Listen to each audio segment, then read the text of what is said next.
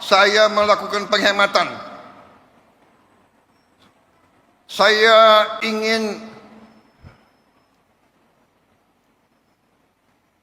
pengeluaran-pengeluaran yang tidak perlu, pengeluaran-pengeluaran yang mubazir, pengeluaran-pengeluaran yang alasan untuk nyolong, saya ingin dihentikan, dibersihkan.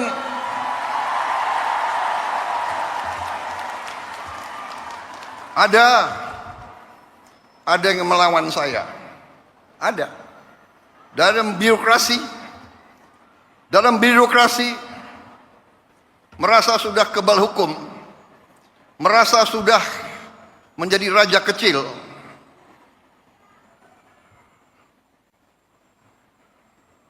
Ada.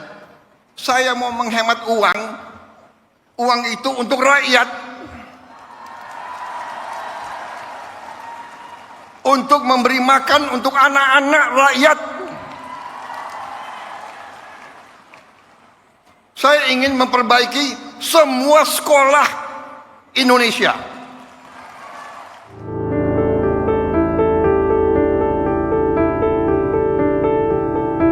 Raja besar benar-benar dibuat gusar oleh ulah raja-raja kecil birokrasi, penumpang gelap ibarat musuh dalam selimut. Benarkah ada? Untuk meletakkan konteksnya, alokasi anggaran makan bergizi gratis atau MBG tahun 2025 sebesar 71 triliun rupiah dinilai kurang mencukupi oleh Menko Bidang Pangan Zulkifli Hasan. Lantas Prabowo menerbitkan instruksi Presiden nomor 1 pada 22 Januari 2025 terkait efisiensi APBN dan APBD tahun 2025 untuk mendukung pelaksanaan MBG. Alhasil, duit sebanyak 306,69 triliun rupiah dihemat dan dialihkan yang bersumber dari kementerian atau lembaga 256,1 triliun rupiah dan 50,59 triliun rupiah dari anggaran transfer ke daerah. Namun, ambisi Prabowo harus tercederai oleh kenyataan yang terjadi di lapangan. Curahan pahitnya hati seorang ibu penyiar lepas stasiun RRI Pro 2 Ternate bernama Sarnisa Kadir usai di PHK buntut dari pemangkasan anggaran RRI sebesar 334 miliar rupiah yang akhirnya direvisi menjadi 170,9 miliar rupiah setelah viral videonya. Ketika pagi hari Bapak berhasil memberikan makanan gratis dan bergizi untuk anak-anak, tapi ketika mereka pulang ke rumah, mereka dapati orang tua mereka tidak bisa memberikan makan siang dan juga makan malam yang layak.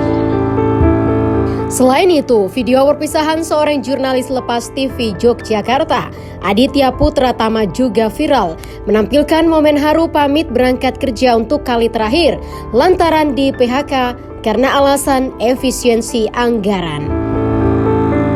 Hal ini menjadi semakin ironis jika mengingat pernyataan Ketua DPR RI, Puan Maharani, dalam rapat paripurna ke-12 penutupan masa persidangan tahun 2023-2024, 11 Juli 2024 lalu. Ketika lembaga negara gagal melindungi segenap rakyat, maka cara satu-satunya mendapat keadilan hanya di media sosial dengan membuat viral. Rakyat selalu menaruh harapan kepada lembaga DPR RI ini sebagai pengemban amanat konstitusi untuk menjalankan kedaulatan rakyat. Berbagai permasalahan yang dihadapi rakyat semakin membutuhkan kehadiran negara. Ketika negara terlambat atau dirasakan tidak merespon sebagaimana seharusnya, maka rakyat mengambil inisiatifnya sendiri yang saat ini dilakukan dengan memviralkan di media sosial. No viral, no justice. Dan Sarnisa Kadir dan Aditya peroleh keadilan setelah diperkarakan dalam sidang rapat kerja Komisi 7 DPR RI dengan jajaran Direksi Lembaga Penyiaran Publik. Maka tak heranlah bila akhirnya Presiden Prabowo Subianto menjadi gusar, sebab sebelumnya pemerintah pusat telah memberi arahan jelas terkait pemangkasan 16 pos anggaran terkecuali belanja gaji pegawai. Halo Sobat Finansial, Editorial Point kembali hadir. Kini membahas topik yang sedang viral, soal pemangkasan anggaran, MBG, dan risiko fiskal.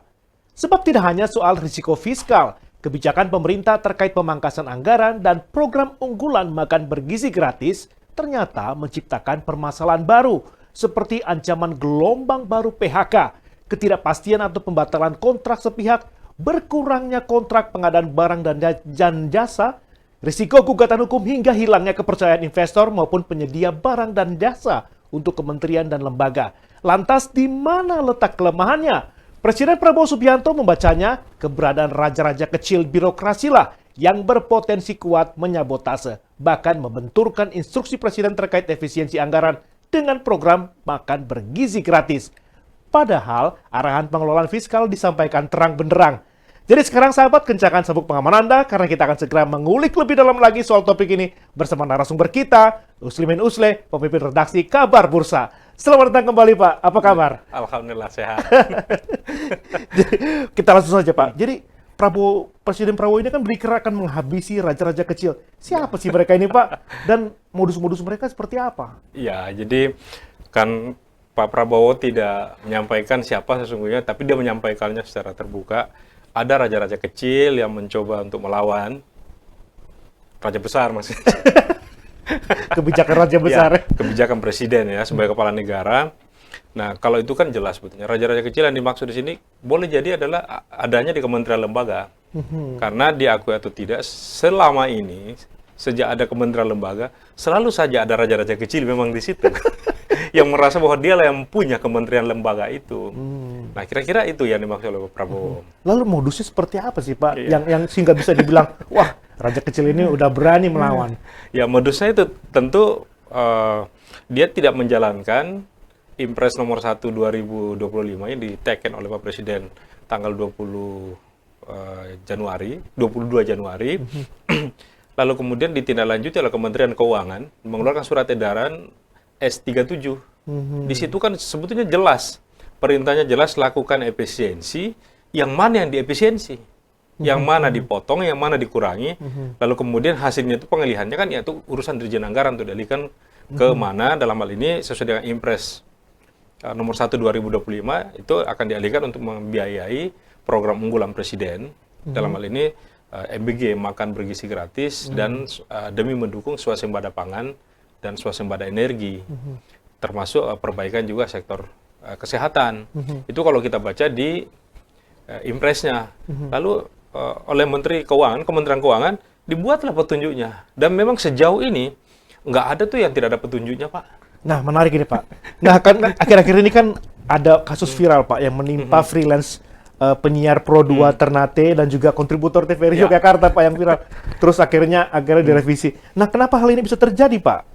Nah, itu dia karena tidak membaca secara, saya tidak tahu. Ini kita belum tahu ini karena bisa kita putar nanti di RDP-nya, rapat dengar pendapat dengan DPR. Kemarin kan mereka dikuliti habis tuh.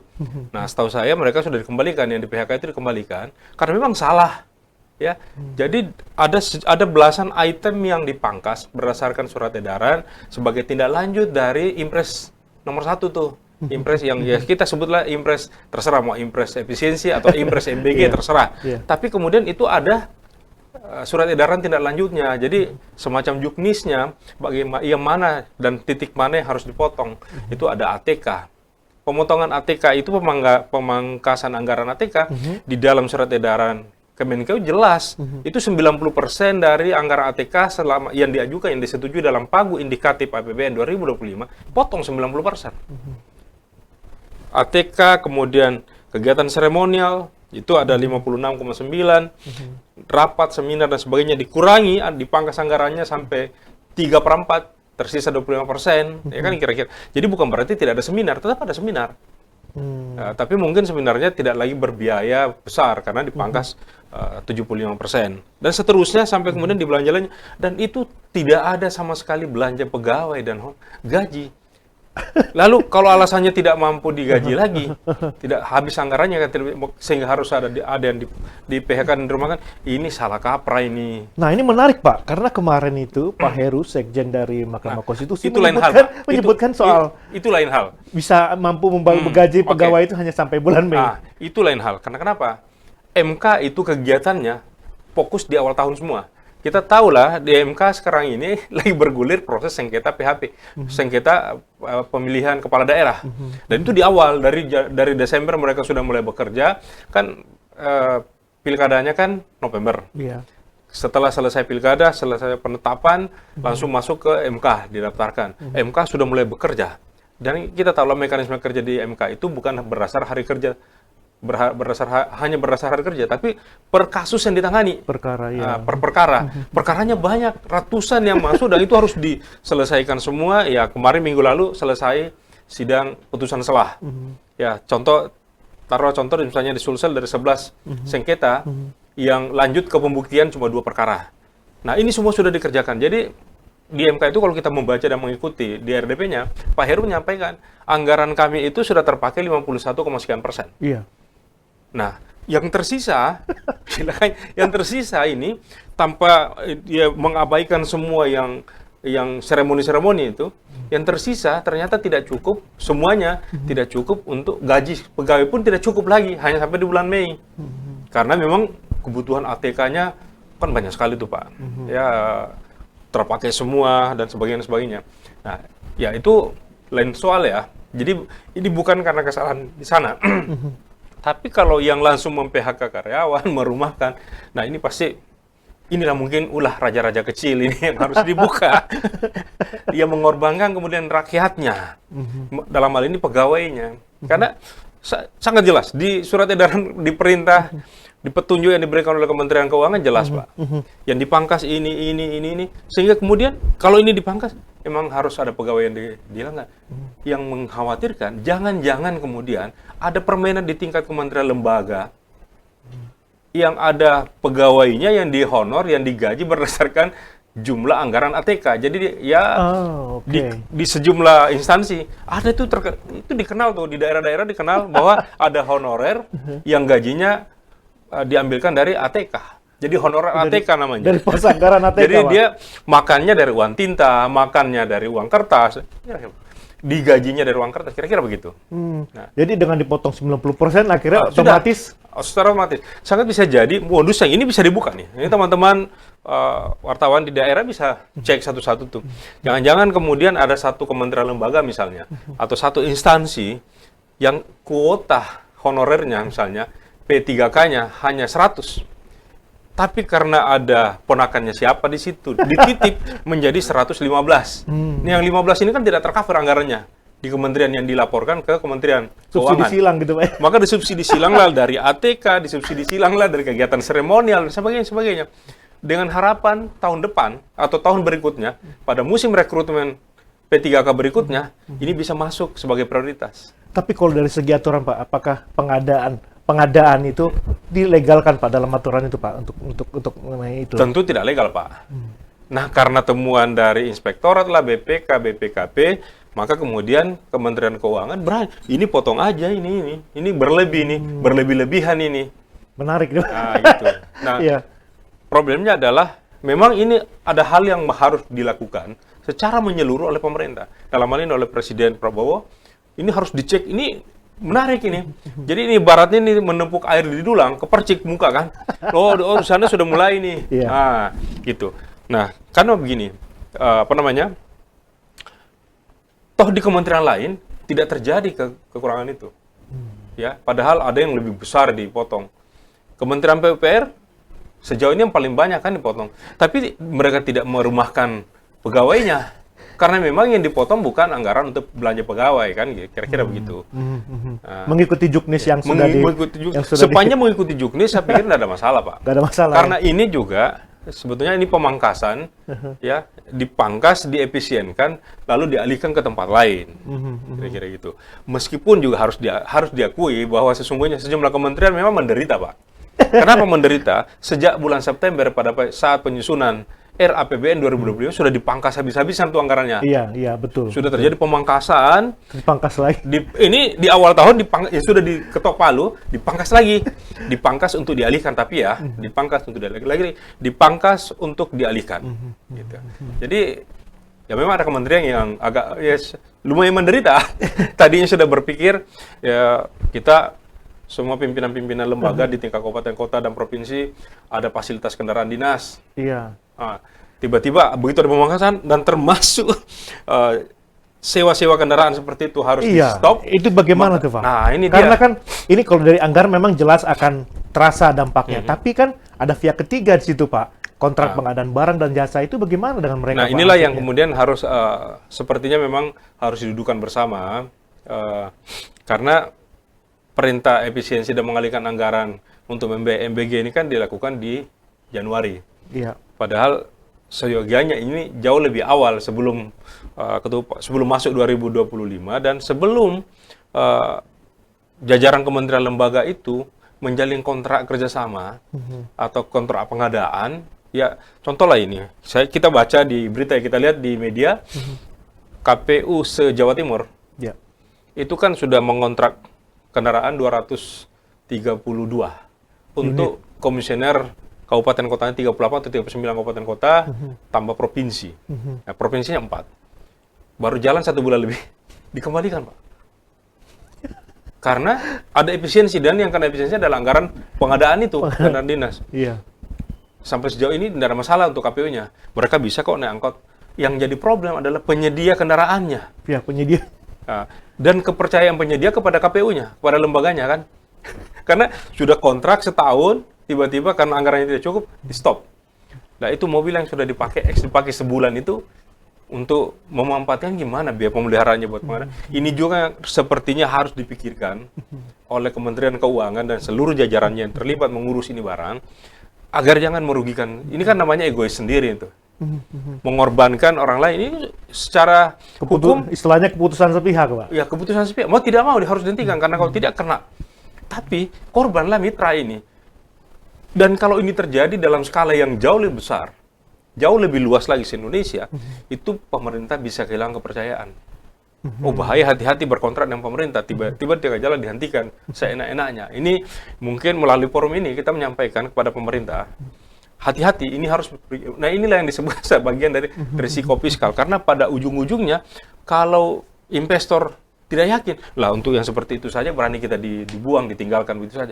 Gimana kalau misalnya untuk yang lebih besar? Kan Tapi kira-kira. seharusnya pemerintah itu udah bisa menghitung dong Pak ya, dampaknya. Karena kan dari juknis yang di dalam surat edaran kementerian tuh, termasuk ATK, lisensi aplikasi, terus kontrak-kontrak lainnya, itu harusnya udah diperhitungkan. Ya, dong. harusnya diperhitungkan, tapi mungkin hal-hal ini belum sempat terpikirkan bahwa ada yang sudah bergerak cepat. Ya, karena kementerian ada saja, karena ada juga kementerian lembaga yang memang cepat membaca tanda-tanda alam bahwa ini akan supaya kita tidak akan cepat belanjakan aja kira-kira gitu ya. Kalau kemudian diperintahkan untuk dihentikan ya tidak kita hentikan, mau apa? Ada di perjanjian kontrak juga ada namanya kejadian luar biasa kan. Ini kan masuk ke mereka bisa berdalih pada pasal kejadian luar biasa. Karena anggaran dipangkas, kira-kira begitu. Betul. Jadi dalih itu. Nah, tapi kan pada akhirnya investor yang akan merasa Merugi, dirugikan, iya. lalu kemudian dia akan bercerita hati-hati dengan kementerian ini, hati-hati dengan lembaga ini. Pada ujung-ujungnya hati-hati dia berkontrak di Indonesia. Mengerikan juga Pak ya, maksudnya menghitung risiko, dampak negatifnya, multiplier berarti efeknya ya. dampak dominonya luar biasa nih Bang. Maka ini juga kita berharap Kementerian Keuangan dan seluruh jajarannya yang mengurus ini barang, ya termasuk DPR jangan karena tidak ada dipangkas anggarannya, ya ngomongnya juga suka-suka, jangan dong, ini dibantulah. Jadi agak-agak ini Pak, kondusif Pak ya, di DPR Pak. DPR aman, tidak ada dipotong kan. Kemarin disampaikan oleh mantan ketua Komisi 2 mewakili DPR berbicara soal ini barang kan, Pak Doli ya anggaran kami juga kecil katanya, ada kementerian lembaga yang jauh lebih besar, nah masa mau dipotong lagi, kira-kira begitu. Tapi dalam hal ini harusnya memang pemerintah termasuk oleh Presiden ini dijalankan betul, yang harus dipangkas semua kementerian lembaga. Jangan ada yang dipangkas, ada yang tidak dipangkas, ada yang malah masih mengadakan juga pesta-pesta seremonial. Padahal sudah jangan seremonial. Apa pula itu apel kesiapan dan sebagainya. Itu kan seremonial semua, menghabis-habiskan anggaran. Kira-kira begitu Pak. Oh begitu. Oh lalu Pak, Sekarang terkait mengenai ini Pak, tadi kan soal raja-raja kecil Pak. Sekarang kita ngomong soal kebijakan pemangkasan anggarannya kan. Pada tahun ini kan pada waktu itu anggaran untuk makanan bergizi gratis itu bergizi gratis itu sekitar 71 triliun. Ya. Kemudian Menko bidang pangan bilang, "Wah, ini kurang. Perlu 140 triliun lagi sehingga diadakan efisiensi." Ya. Nah, kenapa sih Pak? Kenapa nggak menyesuaikan target penerimaannya aja sih dengan sesuai dengan dana yang tersedia? Apakah memang nggak ada lagi alternatif strategi lainnya Pak untuk efisiensi Pak? Jadi sebetulnya begini, Pak Presiden di awal program MBG 6 Januari kalau nggak salah, memang menyampaikan bahwa di tahap awal itu alokasi anggaran disediakan dan itu sudah dikomunikasikan dengan pemerintah sebelumnya, rejim sebelumnya Pak Jokowi periode terakhir ya, itu sudah didiskusikan. Dalam penyusunan RAPBN 2025 memang sudah masuk tuh 71 triliun untuk membiayai MBG untuk tahun 2025 dengan target ya belum sebesar yang sekarang dimintakan oleh Pak Prabowo. Tapi kan kemudian Pak Presiden di perjalanan menganggap wah ini bisa kok dilihat dari postur anggaran ya, dibaca semuanya, bisa dengan digeser-geser ke sini. Jadi ibaratnya kalau di Kementerian Pertahanan tadinya mau membeli F-35 yang harganya super mahal itu dipindahkan ke Rafale, itu kan secara otomatis jumlah unitnya bisa nambah, tapi dengan uang yang tetap sama kan. Nah, kira-kira mungkin semuanya seperti itulah, maka ini digeser lah. Ada hal yang tidak penting geser dulu supaya kalau bisa jangan ada anak Indonesia usia sekolah itu yang merasa oh kami anak tiri nih karena kami tidak ikut MBG di program periode pertama. Ngapain kami harus menunggu di bulan ke-11? Ngapain kami harus menunggu di bulan ke-15? Yang lain kenapa cuma anak Jakarta? Kenapa cuma anak Jabodetabek yang langsung menikmati yang namanya program MBG? Kenapa kami tidak di Papua? Kenapa kami tidak di Sumatera Utara misalnya? Karena itu kemudian Presiden menargetkan, langsung mengangkat targetnya, kalau bisa di tahun ini juga, semua anak usia sekolah itu kena program MBG. Karena sudah dihitung-hitung, secara postur anggaran memungkinkan. Secara hitung-hitungan angka di kertas apa ya? Tapi kertas. Kalau untuk pelaksanaannya bagaimana Pak? Karena kan kayak seperti belum genap sebulan, udah banyak vendor yang mengundurkan diri Pak, karena itu belum hal ada cash flow-nya belum ada. Itu hal lain. Pak? Itu hal lain. Itu bukan karena anggaran dari pemerintah tidak cukup. Memang berurusan dengan pemerintah. Tidak bisa hari ini ada programnya jalan langsung bayar kan gitu. Ada proses-proses tahapannya ya. Itulah proses administrasi keuangan dengan instansi kan seperti itu. Nah, tetapi sebetulnya ini persoalan tata kelola. Bahwa ada vendor yang mundur, ya tadi juga ada yang diteleponi gitu. Saya sempat dengarkan. Ada seorang ibu-ibu dapat telepon bahwa gini dan sebagainya. Udah bertanya, gimana biaya pengantarannya? Apakah masuk yang 10.000 itu? Nah, komunikasinya saya nguping-nguping. Ya karena kita akan membahas ini, baru saya dengarkan aja nih. Oh, ini semesta mengirimkan nih, ada contoh kasus nih. Dia tidak, ya, jadi yang penelpon itu mengatakan, itu ibu siapkan aja. Tapi syaratnya agar biaya pengantarannya tidak terlalu mahal, buatlah dapur di dekat objek yang akan diberi makan bergizi gratis itu. Ini kan jadi problem juga sebetulnya. Nah, karena 10.000 itu di satu daerah tertentu itu berlebih. Sudah cukup, lebih dari cukup. Tapi di daerah tertentu yang lain, justru itu tidak cukup. Tidak cukup. Jadi, dalam hal ini tata kelolanya, idealnya ini bisa dikaji. Peran para akademisi, perguruan tinggi ini, ayo bantu kaji pemerintah. Program MBG ini bagaimana kira-kira tata kelola berbasis kearifan lokal. Oke. Nah, sehingga kemudian semuanya bisa menikmati. Seperti disampaikan oleh sejumlah pihak, termasuk oleh Gubernur terpilih Jawa Barat, kan modelnya dia beda. Dia modelnya memberi duit ke orang tua siswa. Dia mengolah sendiri. Jadi tidak perlu ada biaya omprengan untuk mengadakannya. Biaya logistik yang nggak ada. Tidak perlu ada biaya operasional untuk pengantaran. Karena dibawa sendiri anaknya ke sekolah. Dan ada juga pegiat sosial kita yang lain menyampaikan, contohnya, atau yang disampaikan Pak Ahok. Kenapa tidak dikasih ke orang tuanya? Misalnya dalam 1 minggu duitnya dikasih, sehingga kemudian bukan cuma anak yang bersangkutan, bahkan sangat bisa jadi orang tuanya yang memang miskin juga bisa menikmati dari situ juga. Bisa istilahnya menafkahi keluarga juga. Bisa gitu. Tapi ini harus dikontrol dengan baik, jangan sampai kemudian tidak diberikan makanan yang bergizi. Nah, karena kalau begini Pak, dalam soal tata kelola, kalau satu vendor menyiapkan makanan di daerah tertentu, belum tentu semua anak suka makanan itu, olahannya, menunya kan. Ada saja anak yang tidak makan daging. ada anak yang tidak makan ikan. Tapi tiba-tiba semuanya harus ikan semuanya. Gitu. Kan anak-anak tidak ada pilihan tuh. Apakah dimungkinkan untuk mereka memilih menu? Besok saya butuh ini. Itu sebetulnya kedepannya bisa saja dikerjakan. Bisa saja disuruh anak-anak, kau mau apa? Jadi dibuatkan daftar menu semuanya. Tapi ini sudah jauh sekali teknisnya. Lebih ruwet ya Pak. Nah, ini kan Pak Presiden kan jauh-jauh sebelum dilantik kan sudah membentuk Satgas. Melatih Satgas ratusan orang atau bahkan mungkin ribuan untuk mempersiapkan ini. Harusnya ini sudah mulai jalan ini, sudah dievaluasi kira-kira modelnya seperti apa. Atau menunya diubah.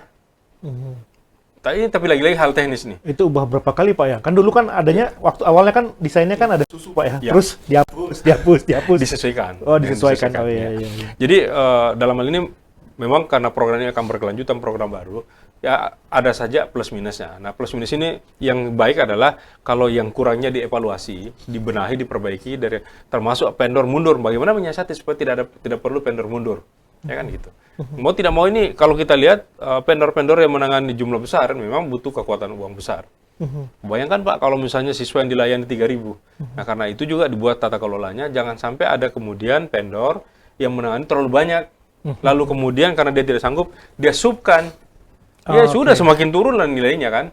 10.000. Kalau disubkan tidak mungkin saya pindahkan ke Pak Yaakob. Dari 10.000 saya kasih 10.000 juga, saya dapat apa? Sementara saya bertanggung jawab kan. Tipikal kontraktor kan kira-kira begitu. Kalau mensubkan dia harus dapat. Tapi tanpa dia bekerja dapat karena dia atas nama kan gitu. Betul. Jasa atas nama. Tapi Pak, kalau soal ini ngomong uangnya besar loh Pak ya. 200 triliun lebih. Terus Jadi hasil pemangkasan anggaran itu kan jumlahnya 306,69 triliun. MBG ini melampaui target ya Pak ya. Melampaui dari kebutuhan MBG sebetulnya. Kan Menko Pak Zulkifli Hasan kan meminta 140 tambahan dari 71 untuk memenuhi target 80 sekian juta anak yang akan menikmati makan bergizi gratis. Itu masih jauh Pak. Jadi hasil pemangkasan itu, hasil efisiensi 306 triliun ya. 306,69 ya, hampirlah 307. Nah, sementara ya ini yang dibutuhkan kebutuhannya dalam tahun ini cuma 71 tambah 140. Iya. Itu tapi masih ada lebih ya Pak. itu Pak, maksudnya dari dana ratusan triliun itu transparansi anggarannya bagaimana, akuntabilitasnya ya. Nah, di sini kan ada banyak lembaga nih. Di sinilah perannya DPR jangan diam dong. Ini harus mengawasi anggota DPR kembali ke dapilnya masing-masing. Bagaimana Pak mekanisme itu penyalurannya dan sebagainya. DPRD kabupaten kota juga awasi tuh rakyatmu tuh yang dikasih makan. Jadi niat baik kepala negara, niat baik presiden untuk memberi makan anak-anak kita supaya mereka bisa belajar dengan baik, bisa menyerap pelajaran di sekolahnya dengan baik. Lalu kemudian besok ketika mereka juga menjadi besar dan mengambil alih kendali negara ini, mereka menjadi SDM-SDM yang sehat dan kemudian bisa membangun bangsa dan negara. Nah, untuk menyiapkan itu, ayo semua melakukan pengawasan dan kontrol yang melekat. Jangan dibiarkan, jangan pengawasannya kalau ada ongkos pengawasan, tidak perlu. DPR kan sudah digaji oleh rakyat. Bekerjalah. Termasuk pencairan budget ya Pak ya, anggaran ya Pak. Ya itu kan mekanismenya kan kementerian lembaga masing-masing punya mekanisme pertanggungjawabannya kan itu adalah dalam ini BPKP, Inspektorat bekerjalah dengan sungguh-sungguh. Yang salah katakan salah, yang benar katakan benar. Kira-kira begitu. Sehingga kemudian peran raja-raja kecil itu bisa dihentikan betul. Karena kalau tidak ini di MBG ini ya 1% saja yang mengucur salah sudah berapa jumlahnya Pak? Tapi kan kembali lagi tadi soal anggaran. Kira-kira kan presiden itu harus menjaga keseimbangan Pak antara supaya roda pemerintahan ini istilahnya berputar, bergerak, tidak mengorbankan satu sama lain. Itu bagaimana mengatur keseimbangannya Pak? Karena kan seperti kita tahu kan Kementerian Pertahanan, terus Polri semuanya itu tidak dipangkas anggarannya. Ya, sejauh ini kelihatannya mereka tidak ada pemangkasan. Tapi kalau misalnya ini kan sebetulnya surat edaran Kementerian Keuangan. Kita mulai dulu. Impres 1 2025 itu kan berlaku untuk semua. Iya. Bukan untuk kementerian tertentu. Bukan untuk lembaga tertentu. Nah, karena itu kemudian diikuti dengan surat edaran 37 Kementerian Keuangan yang memberikan persentase pemangkasan. Harusnya kan berlaku untuk semua dong. Iya. Dalam hal ini DPR yang tidak ikut terpangkas, ya jangan diam-diam karena tidak ikut terpangkas. Harusnya DPR, kenapa itu kok tidak pangkas? Kenapa itu kok tidak pangkas? Kenapa cuma di kementerian lembaga ini yang kau pangkas? Padahal kan jelas Kementerian Keuangan bilang ATK pangkas. kegiatan seremonial pangkas, rapat seminar dan sejenisnya pangkas, kajian dan analisis pangkas, diklat dan bimtek pangkas. Jadi melakukan pemangkasan mandiri gitu Pak ya? Ya, jadi harus disesuaikan. Kan ini sudah nih, ini semuanya. Jadi anggaranmu kemarin misalnya anggaran sewa gedung, kendaraan dan peralatan, tadinya 100 miliar, karena disuruh pangkas 73,3%, maka berarti kan tinggal 26,7%, 26,7 miliar. Ya, Mbak tidak mau dikurangi. Yang cocok dan masuk di harga itu apa saja? Sudah, ternyata hanya dari 100 unit hanya bisa 8 unit. Sudah, 8 unit aja. Dibagilah siapa yang diurut, siapa sesuai dengan skala prioritas yang akan menggunakan kendaraan dinas itu. Kan ini kan lagi-lagi yang namanya ketika sudah menjadi regulasi mengatur untuk semua. Ya, kecuali surat edaran Kementerian Keuangan 37 itu hanya disebutkan untuk kementerian lembaga yang tidak dipimpin oleh TNI Polri atau yang tidak dipimpin oleh dari latar belakang partai pengusung Kim. Akhirnya gitu. Bukan partai utama di Kim, kira-kira begitu. Baik Pak, terima kasih Pak untuk pemaparannya. Jadi kita tadi udah menangkap poin-poin yang sudah disampaikan oleh Pak Usle, sehingga duduk perkara sekarang semakin jelas Pak ya. Ya, jadi lagi-lagi ya. Yang pertama, impres pertama Presiden itu adalah impres untuk semua kementerian lembaga. Surat edaran Kementerian Keuangan juga menjelaskan item-item apa yang dipangkas, ya. Dan ini bukan hanya berlaku untuk kementerian lembaga tertentu, tapi semua, bahkan Kementerian Keuangan sendiri pangkas dirinya kan. Iya. Ada pemangkasan cukup besar juga. Termasuk istilahnya 4 terbesar Pak ya, Iya, 5 terbesar. masuk ya? 5 terbesar, baik dari segi persentase maupun jumlah. Nah, jadi bahwa kemudian setelah bergulir di DPR ada refocusing, disesuaikan kebutuhan, itu kan urusan lain, urusan belakangan, tapi jalankan dulu sesuai dengan surat edaran. Supaya ini surat edaran ini dibuatkan untuk kepentingan bersama. Iya. Nah, itu. Kemudian yang berikutnya yang bisa kita simpulkan dari sini adalah MBG ini dengan hasil pemangkasan 3,306 triliun, MBG bisa jalan. Nah, kita akan lihat apakah MBG ini, program MBG dan swasembada pangan dan energi, ini betul-betul bisa dengan menggunakan anggaran hasil pemangkasan itu, bisa jalan dengan baik. Ya. Lalu kemudian kita berharap dampak dari pemangkasan ini dengan stakeholder yang lain, dengan pihak-pihak ketiga, itu bisa diantisipasi oleh pemerintah dengan dicarikan cara-cara yang kemudian Lebih itu ya. semua bisa hidup juga. Ya. Karena hal ini sebetulnya juga tahun 2015 awal. Di awal kepemimpinan Pak Jokowi juga kan heboh juga begini, sampai teman-teman di PHRI demo besar-besaran karena dilarang untuk rapat-rapat di hotel, lalu kemudian hotel mati. Hotel tidak ada pengunjungnya, ya mati juga UMKM, Iya. penyedia Iya, berasnya, penyedia apanya semua kan tidak ada lagi. Nah, ini juga seperti itu, ini harus dipikirkan bersama. Nah, tapi di balik itu MBG ini juga sebetulnya kan mengangkat juga harkat dan martabat UMKM, karena kalau memberdayakan UMKM misalnya petani-petani diambil hasil ladangnya dan sebagainya, itu kan akan jalan semua. Tinggal diatur dengan baik. Ini tinggal tata kelola aja sebetulnya. Menarik Pak. Ya. Semoga Badan Gizi Nasional dan pihak-pihak terkait bisa menjalankannya dengan baik. Ya, mudah-mudahan mereka mau bekerja seperti apa yang disampaikan oleh Presiden. Bahwa ayo kita melayani negeri, bukan untuk dilayani dan bukan untuk mencari keuntungan dari pemerintahan. Bukan menjadi raja kecil yang baru ya Pak ya? Apalagi bukan, ya, jangan membentuk dinasti kecil yang baru. Lalu bersekutu untuk menggusur raja besar.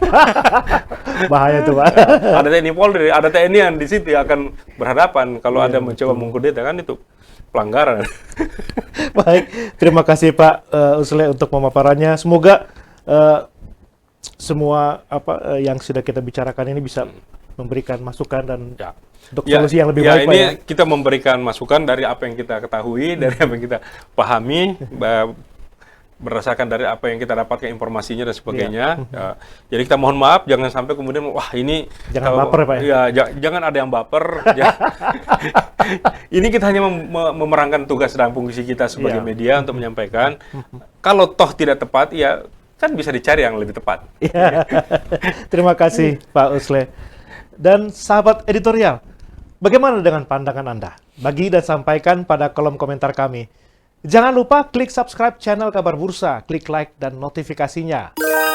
Dan tidak kalah penting, sahabat editorial yang budiman, jangan lewatkan Kabar Bursa Economic Insight 2025 bertajuk Greennomic Indonesia Challenges in Banking, Energy Transition and Net Zero Emission. Catat tanggalnya, 26 Februari 2025. Sudah terkonfirmasi akan dihadiri oleh Menteri Koordinator Perekonomian Republik Indonesia Erlangga Hartarto dan Menteri Energi dan Sumber Daya Mineral Bahlil Lahadalia. Untuk informasi selengkapnya silakan scan barcode di layar Anda. Sekian editorial point edisi pekan ini. Jangan lewatkan informasi terkini, analisa, serta peluang investasi terpercaya di portal berita kabar bursa.com, referensi dan navigasi keuangan Indonesia.